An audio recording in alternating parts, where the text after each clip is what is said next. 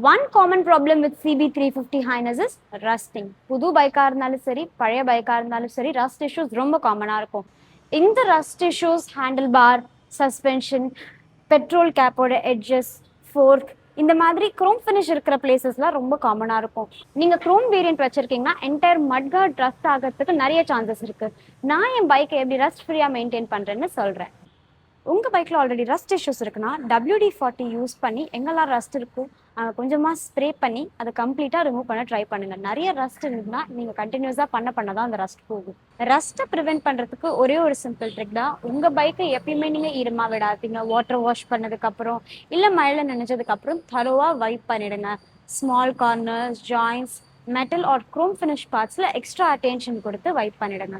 Sometimes நான் water wash பண்ணதுக்கப்புறம் சில பிளேசஸில் இன்னுமே வந்து அது ஈரமாக இருக்கிற மாதிரி எனக்கு ஃபீல் ஆகும்.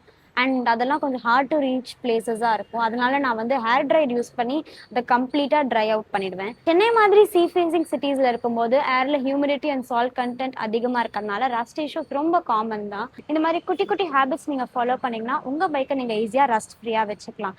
அண்ட் மோஸ்ட் இம்பார்ட்டன்ட்லி இது ஒன் டைம் கிடையாது. நீங்கள் கண்டினியூஸாக பண்ண தான் உங்கள் பைக் ரஸ்ட் ஃப்ரீயாக இருக்கும்.